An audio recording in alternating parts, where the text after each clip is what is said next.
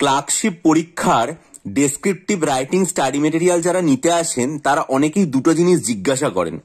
বলেন যে স্যার, ক্লার্কশিপের যে রিপোর্ট রাইটিং, শুধু ক্লার্কশিপ কেন, যে কোনো পরীক্ষার ক্ষেত্রে যে রিপোর্ট রাইটিং লিখবো সেটার ক্ষেত্রে কি কোনো জায়গার নাম দিতে পারবো?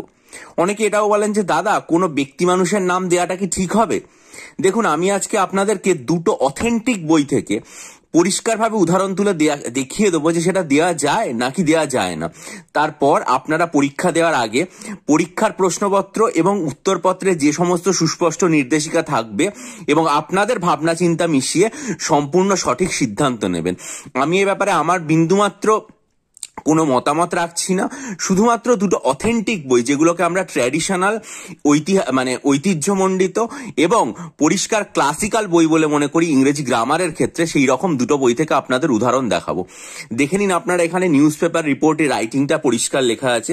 প্রথমে আপনাদেরকে দেখুন, অ্যাজ দ্য স্পোর্টস রিপোর্টার একটা লোকাল নিউজ পেপারে লিখতে বলা হয়েছে, write a report on the final match of an international school tournament on the following points. এখানে পয়েন্ট দিয়ে একটা খেলার ওপর একটা রিপোর্ট রাইটিং করতে দেওয়া হয়েছে, ঠিক আছে।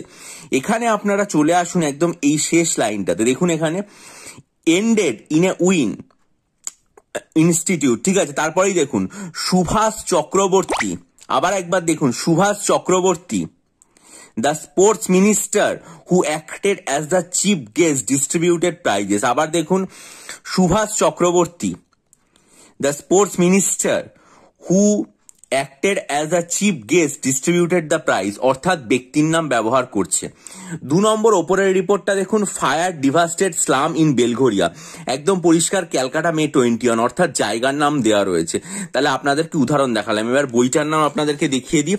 বইটার নাম আপনারা দেখে নিন, পিকে দে সরকারের বই মাধ্যমিক ইংরেজি গ্রামার, ঠিক আছে। এবারে আমি আপনাদেরকে আরো একটা বই এখানে দেখাচ্ছি। প্রথমে আমি আপনাদের রিপোর্টটা দেখিয়ে নিই পরিষ্কারভাবে। রিপোর্টটা দেখে নিন আপনারা, এখানে মিটিং অ্যাট ময়দান, দেখুন জায়গার নাম দেয়া আছে। এবার আপনারা রিপোর্টের এই লাইনটা পড়ুন, the main speaker on the occasion was Shri Jyoti Basu, the chief minister who stressed on the necessity of communal harmony. The main speaker on the occasion was Jyoti Basu, তার মানে দেখেছেন জায়গার নাম কিন্তু ব্যবহার করছে, ঠিক আছে।